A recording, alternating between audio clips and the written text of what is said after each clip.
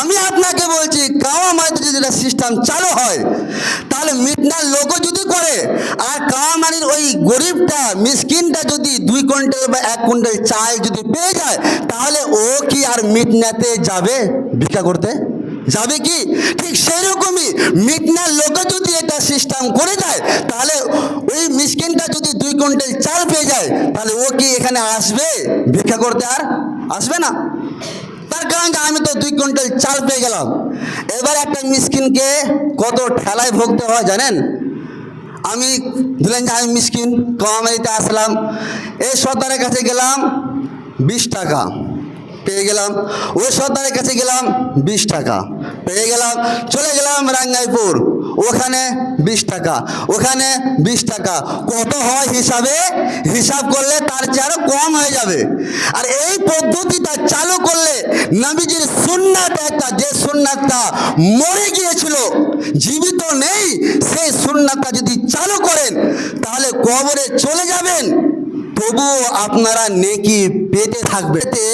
ইবনে ওমর রাদিয়াল্লাহু তাআলা আনহু তিনি বলছেন যে ফারাজা রাসূলুল্লাহ সাল্লাল্লাহু আলাইহি সাল্লাম যাকাতাল ফিতরি সাআম মিন তামরিন আও সাআম মিন শাইরিন।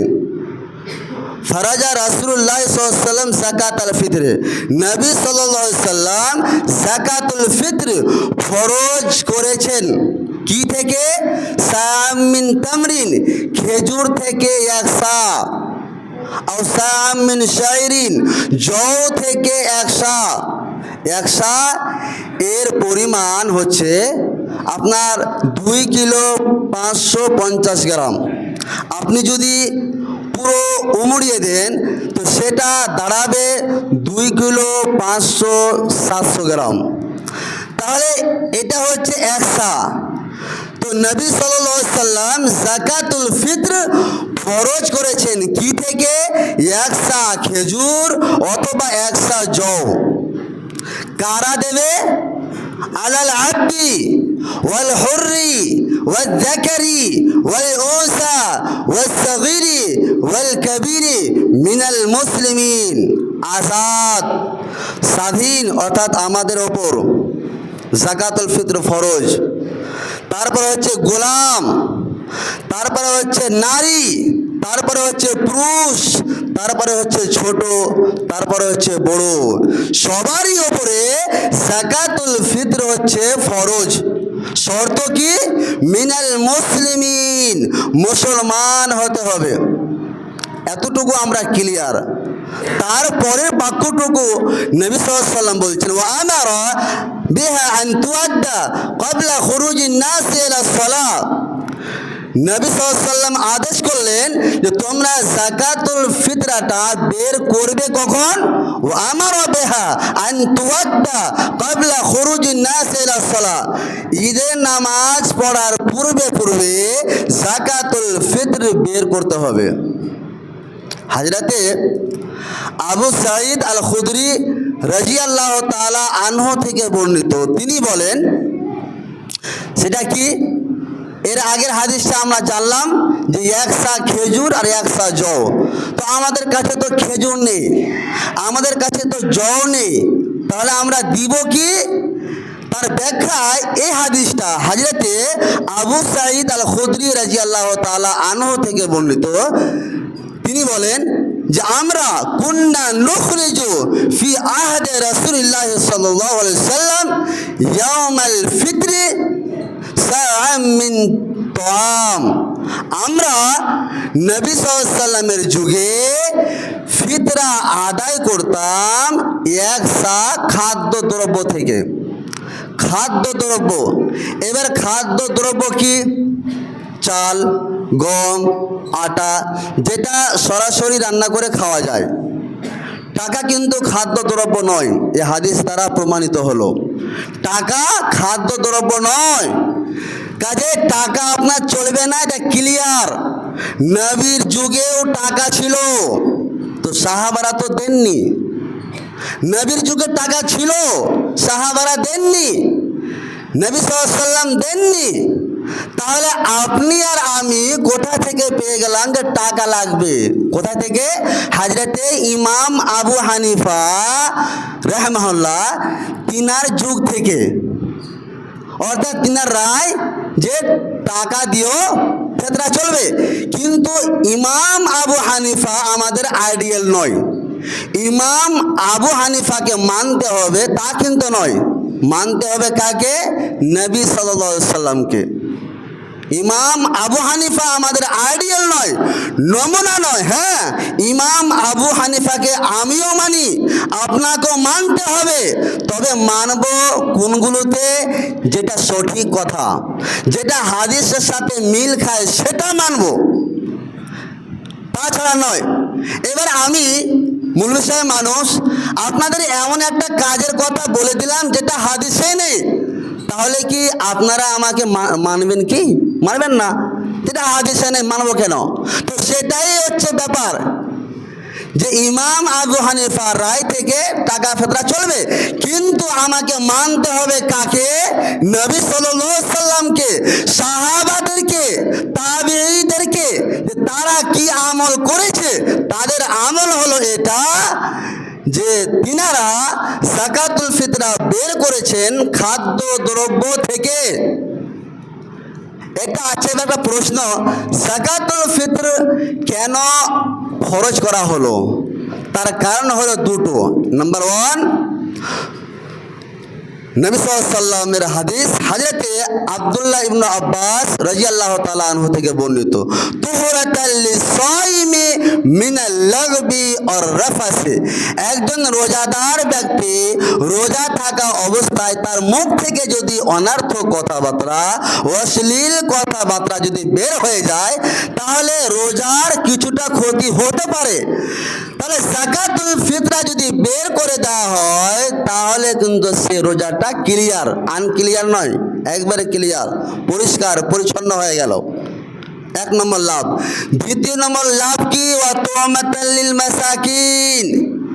যাকাতুল ফিতরা বের করলে মিসকিনদের একটা খাদ্য হবে। তাহলে বোঝা গেল এই যে মিসকিনদের খাদ্য, তাহলে যাকাতুল ফিতরা পাবে কারা? যারা মিসকিন।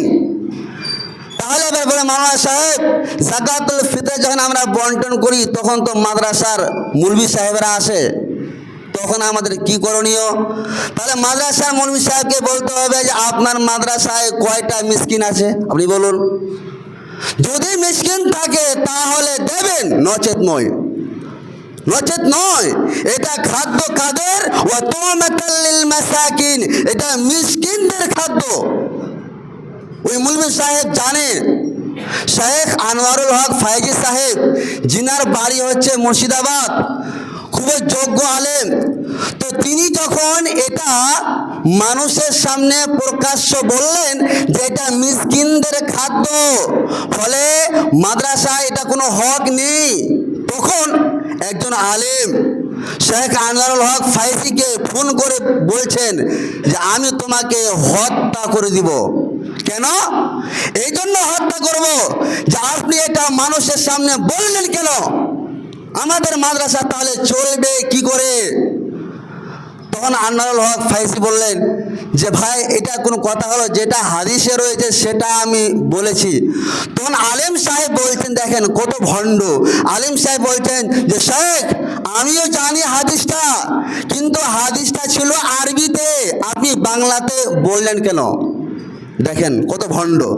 মানে আরবিতে থাকলে আপনার মতন লোক পড়ার তো ক্ষমতা নেই, ওটা যখন বাংলাতে বলে দিয়েছে তখন মাদ্রাসার মুলবির মাথা খারাপ হয়ে গেছে, যে ব্যাপার তো গোলমাল হয়ে গেল। তিনি নিজে স্বীকার করলেন যে এটা আমিও জানি, কিন্তু সেটা ছিল আরবিতে, আপনি বাংলাতে বললেন কেন? এই হচ্ছে ব্যাপার।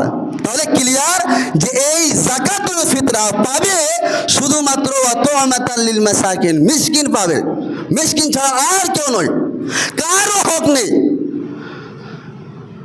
এবার চলে আসি যে আমরা যাকাতুল ফিতরাটা দেব কখন।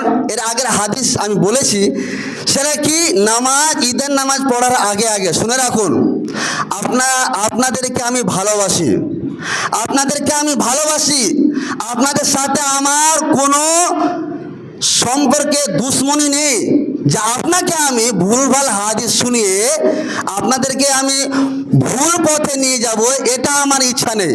আমার ইচ্ছা হলো যে আপনাদেরকে আমি সঠিক হাদিসের কথা বলে যাতে করে আপনি সে কাজটা করে যাতে করে আপনি জান্নাত যেতে পারেন, এটা আমার ইচ্ছা।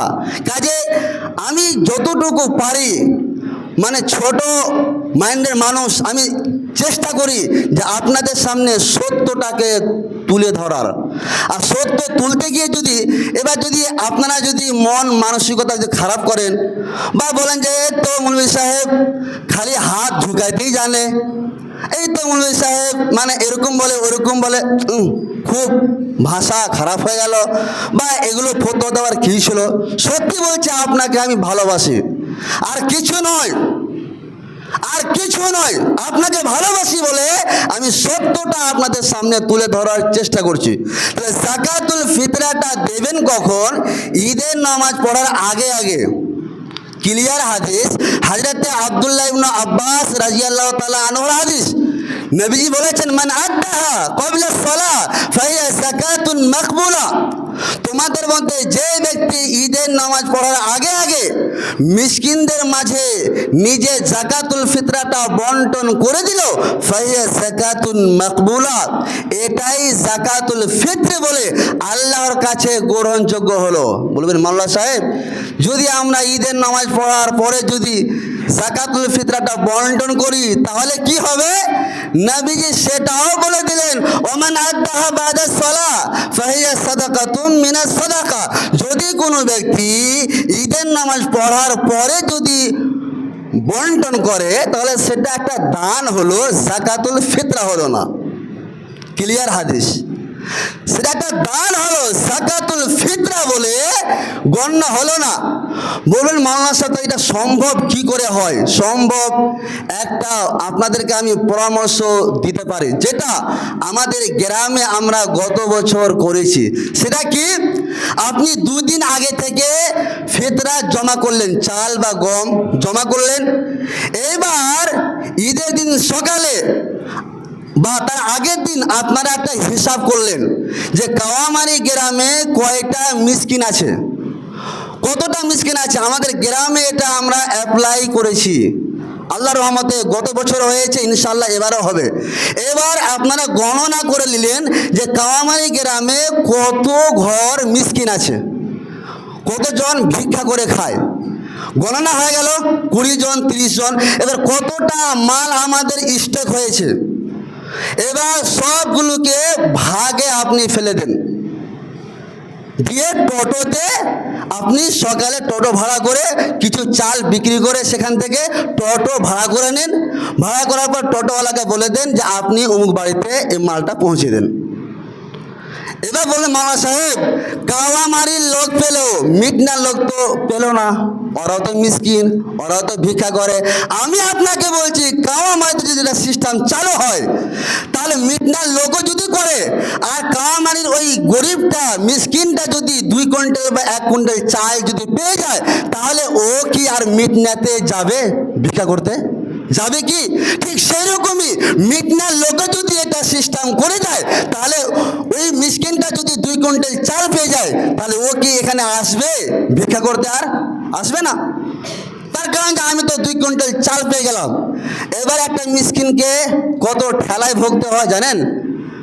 আমি ধরেন যে আমি মিসকিন, কাওয়ামারিতে আসলাম, এই সর্দারের কাছে গেলাম 20 টাকা পেয়ে গেলাম, ওই সর্দারের কাছে গেলাম 20 টাকা পেয়ে গেলাম, চলে গেলাম রাঙ্গাইপুর, ওখানে 20 টাকা, ওখানে 20 টাকা, কত হয় হিসাবে হিসাব করলে তার চেয়ে আরো কম হয়ে যাবে।